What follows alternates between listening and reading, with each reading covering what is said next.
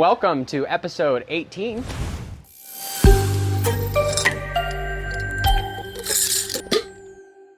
Today is day 8 of flower, and I'm going to show you each quadrant, and most importantly, I'm going to put the second layer of trellis on, and I'm going to put the first layer of trellis over here. We're only going to have one, and I'm not using trellis, but I'm going to use the bamboo poles.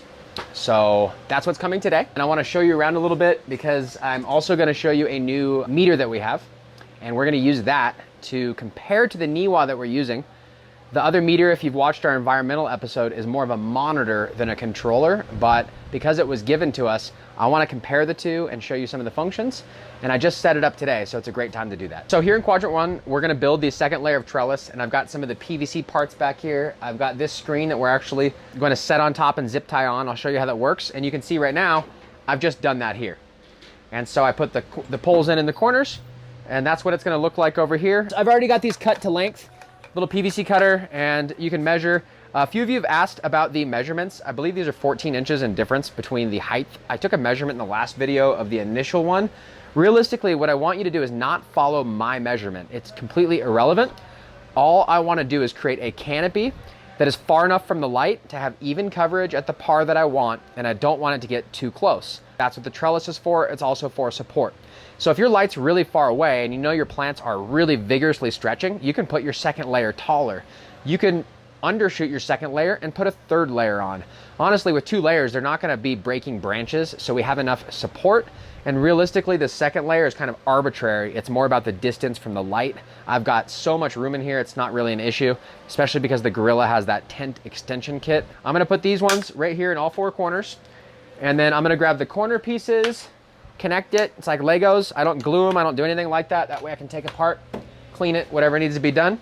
Now you'll notice these corners are not open to the top, so there's no third layer capability here. That's fine. I'm done right now with 2 layers.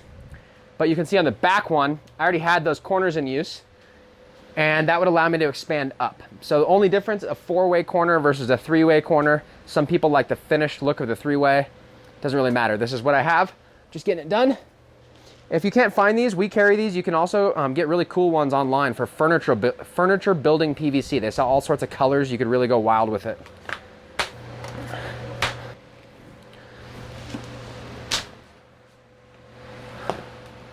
So now you can tell how much taller that other halitosis is in the 3x3. These are the same height.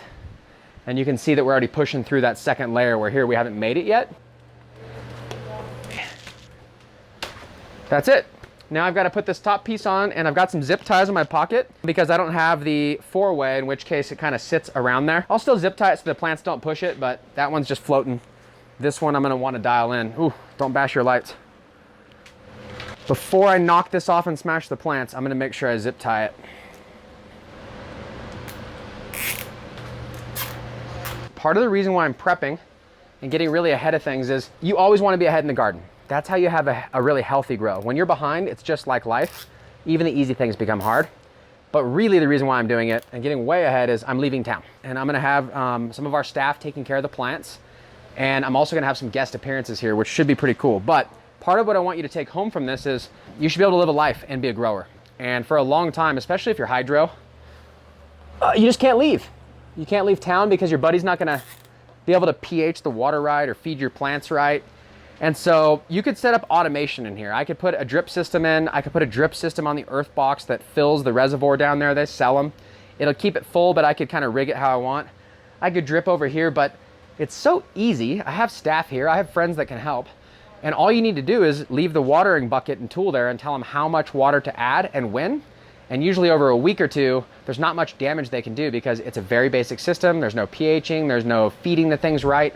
And while your buddy's there, especially if they're a grower, they can take a peek in and just see how things are going, what the plants look like, maybe send you a picture.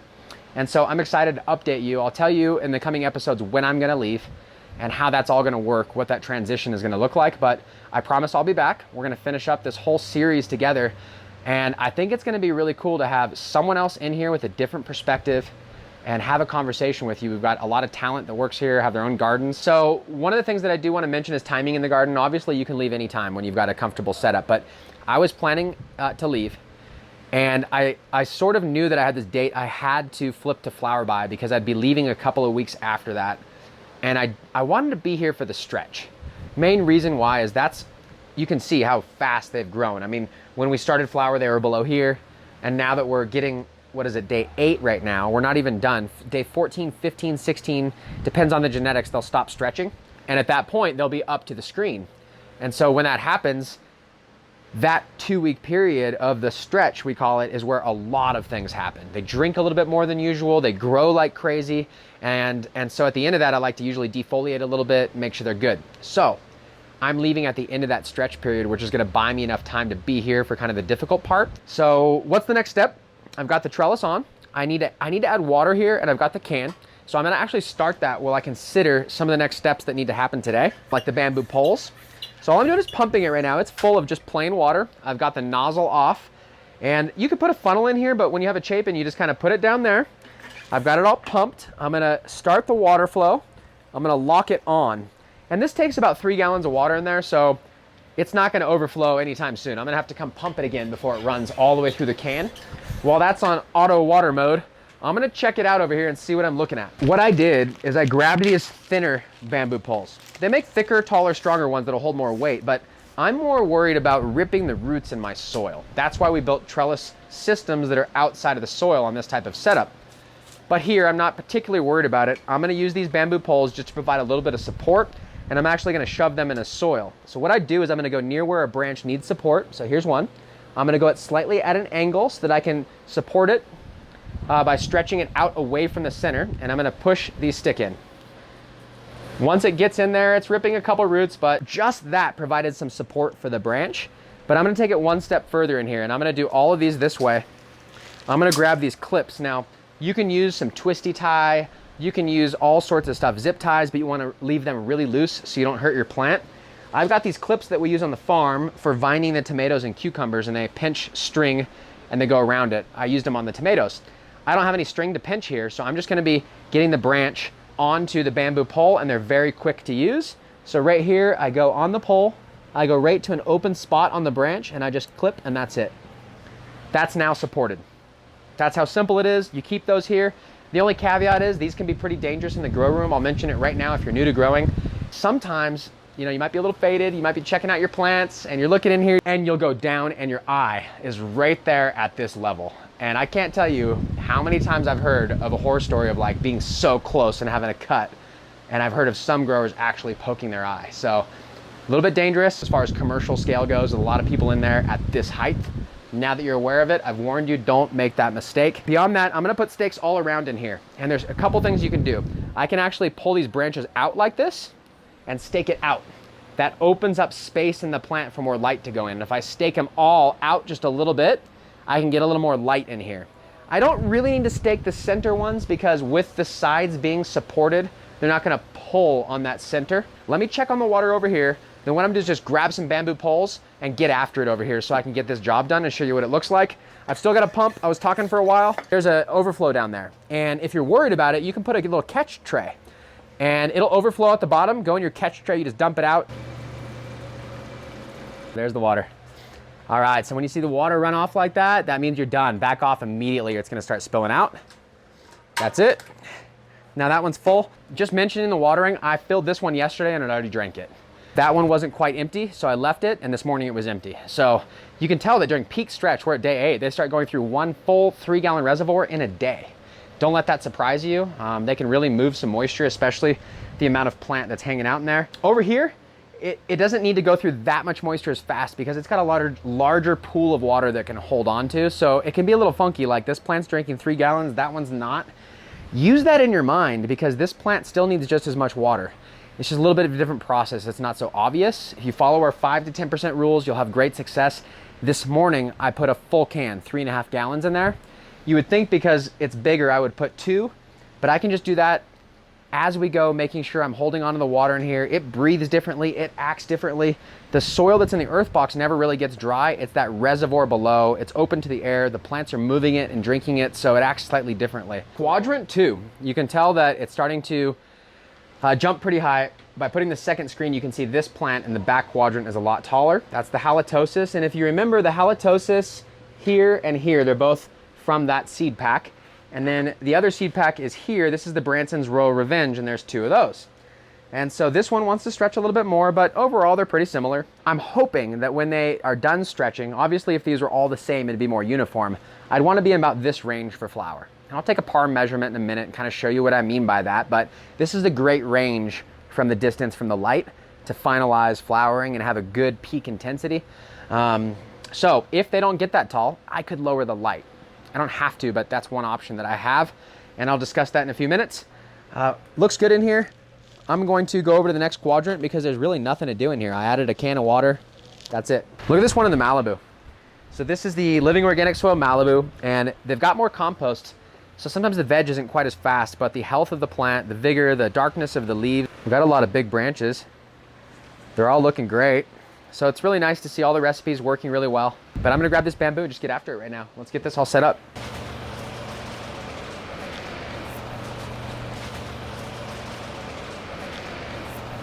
So now I'm done putting the bamboo poles in, and I'm at least done for this round. I've got a package of them, and so if later in flower, when there's actually heavy buds on here, one of the branches starts to lean, I can either move one of these poles or I can put a new one in and then clip that branch up. This just gives me some initial support, and it makes sure that the plants are feeling that support. Plants are intelligent. When they go into flower, they're gonna start checking their checking account, their savings account. They're gonna see, do I have enough support? Do I have enough nutrients, enough water? Do I have enough light? And they're gonna start to dictate what they yield and how they perform based on that. We've clipped these with the orange clips. I actually pulled this branch out just a little bit so it gets more light in there. It's not just about opening up light. I mentioned when the buds get heavy, some genetics will put out really big buds, and the stock from that genetic may not be super strong. And there's almost like this dichotomy, like in the hemp genetics, there's some that are sought after for being more like bamboo poles, full of fiber, very strong, where other genetics are sought out for their resin. We want to grow the best oil possible, and sometimes that comes at the cost of the most vigorous, strong branching. These look really strong, but if the buds get big, you can come in here one day and literally see an entire plant on the floor, and it might have just bent, it may have snapped, and it's just the luck of the draw when it really comes and starts to happen. It happens really quickly too. You'll see a couple branches start to lean, and it's usually later in flower when the flowers start to stack their oils and get unusually heavy for how big they are. And the fan will be blowing. Maybe they'll get just a little bit low on water, and one will start to lean, and bam, either branch breaks or the whole plant can just bail out on you. And I do not want to see that happen to you. It happens with pepper plants, tomato plants, and definitely with cannabis, especially because we've kind of bushed them out. In nature, there'd be one tall branch, there'd be shorter ones, and the sun would go around it kind of like a Christmas tree shape, and it would help support it with some strength. And the wind blows on it and it gets really strong. Even then you have to trellis because we're so good, the genetics are so good nowadays, they're going to outproduce the capability. They may yield less and not break, but we want them to be heavy. We want them to be as heavy as possible. So we support them, we prevent them from breaking. And I've even seen it where a tent is packed and the branches are on top of each other. And because of that, people won't trellis it. I like a trellis net at that point. There's too many bamboo poles. You'll see people tying them up with strings to the top because they did it too late or that's their style. But what can happen is all these branches next to each other, they'll start to break without the support, and they'll literally fall into each other, and there'll be some buds horizontally in there getting bud rot or causing moisture and airflow issues. So keep it clean, keep it tight, and that'll make sure that the container and the nutrients and everything's flowing. You get good yield, you don't have bud rot, you get good airflow. So trellising and support is more than just throwing in a net. It's supporting the plant, it's being a good steward of what's yet to come, and we're getting ahead of it right now. So you might have noticed in Quadrant 3 that there's this new device hanging here, and this is the Pulse Pro. They were nice enough to give us this. We've offered the Pulse 1 for a while. It's a grow room monitor, and we still offer those. We sell a lot of the Pulse. I mentioned it in a previous video from Grow Environment. It is a monitor. And it's very important because it starts to get you in touch with your grow room. It'll send you alerts if there is a problem. This will have a real-time graph, and you can see the humidity and temperature, and you can see how stable it is. And when you're running your grow room right, it's gonna be, the lines on the graph are gonna be very smooth and not erratic.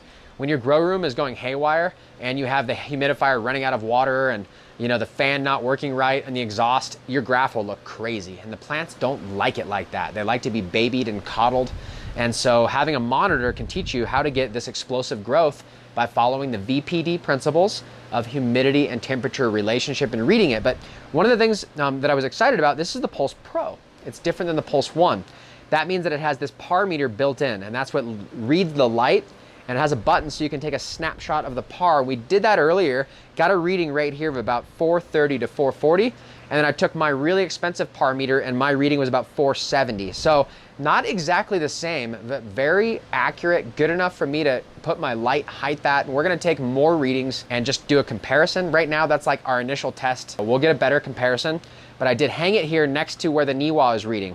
And I was happy to report that when I looked up the NIWA and the pulse, they had very similar numbers on here. 80 degrees, 50% humidity, which is that 1.8 VPD. And so it was good that they're hanging in the same spot. They gave us similar readings. I like to test everything against other products, especially when this was given to us and I wanna make sure that it's gonna work well for you. Everything we offer at BuildASoil is something that we use. And until then, it's not really one that we really like to offer. Because I already trusted Pulse and I trust their new device, I wanted to use it, but I wasn't selling these until we got it in. It's a $500 price point. I wanna make sure the par meter works. I wanna make sure that the CO2 meter works. And the other thing I didn't mention is this has a CO2 meter. We're gonna start taking readings in here. And immediately I was thinking, I need to go buy a CO2 meter so that I can compare to this and see, hey, if you go buy a professional CO2 meter as a standalone device, how does that compare with the readings this types of unit gives? I'll be sharing it with you throughout this series. So look forward to that. Check out the Pulse. I mentioned in our previous environmental episode, they have a VPD calculator for free. Spreadsheets, you can do your grow room, you can get a laser and read your leaf temperature and set the settings. It's really a cool device. And then we're using the NIWA to control the room. And so it puts us in this unique situation where I can compare the two data monitors against each other and make sure that they're accurate. And once I get the CO2 monitor, I'll be sure to report my findings to you. And one step further with the CO2, we're gonna be growing mushrooms with our new mushroom growing kits in a 4x4 tent right outside here. Our plan is to duct it into this room and use that on a device that allows us to get the CO2 readings and see if it makes a positive difference with the mushroom grow putting the CO2 in here. So lots to look forward to on this series. Let's talk about Quadrant 4. I've been neglecting a little bit as far as doing anything different, and that's fine because we've been really busy. If you look right here, you can see that we've taken some of the lower branches off. We've continued to let it vine all the way up. We've added a couple more clips. I'll probably add one more clip before I leave. And so I'm optimistic that the new fruit that's gonna set is going to be, it's gonna be strong enough to bypass the bottom end rot. I've been bottom watering in the tray to keep it more consistent in here. We put some craft blend in there. It may derail when I'm gone. When I get back, if it's not performing and producing full fruit, I'm gonna transplant it into a different container so it can have more root space and we're going to get some fruit off of here. The peppers though, they're really producing and I'll show you the update underneath. We've got 1, 2, 3, 4, 5, 6, 7 peppers or so, 6 peppers. And more forming. I've already watered for the day. I can invent more work to do in here, but that's really all that needs to be done for the day. I'm gonna be taking a look at the monitoring numbers and seeing if there's anything that pops up. If you have questions, as always, put them in here. A lot of you guys ask about these 4x4 scrog screens. You do not have to buy this. I did wanna mention, I'm glad I got to the screen. I was gonna wrap it up, but this is worth it. I wanna share one more thing. With these bamboo poles, you don't have to just use them this way with the orange clips. One of the things you can do is you can put these in 4 corners instead of erratically like I've put them. The reason I put them next to main branches that I wanted to support. But if you just put one in each corner of your container, you can then come in and start to slap them sideways like this and use twist tie or zip tie or whatever you have to make them anchored here. And you can make a square. And so when you make a square in here, you can build essentially your own trellis screen. Jay Plant Speaker does this in his greenhouse. It looks beautiful. He uses the thicker bamboo pole. You can take them apart when you're done. And so that's one of the cool benefits of building your own trellis screen out of this system. Here I have to pull the buds through this. I don't want to cut it, but it's very reusable. I don't throw it away each time.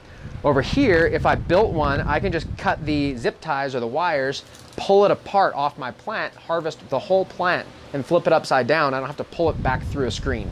So pretty cool tech to use your own bamboo poles. You can make your own scrog screen or just do it like we've done here. I'm glad that I remembered that so I can mention it. And now I'm gonna wrap it up for the day. I appreciate you coming into the grow tent with me. If you've got questions, please ask them, but I wanna address those that haven't subscribed. Over half of you have not subscribed yet that are watching, and we want you to subscribe so that you get the new notification when we release the video. It ups our numbers a little bit, makes us look good to YouTube. And more important, we want you to know about every video as soon as it happens. I think we're on video 18 right now. We've got, if we have it our way, hundreds more to come. So subscribe, like it, tell your friends, and we'll be sure to see you on the next one.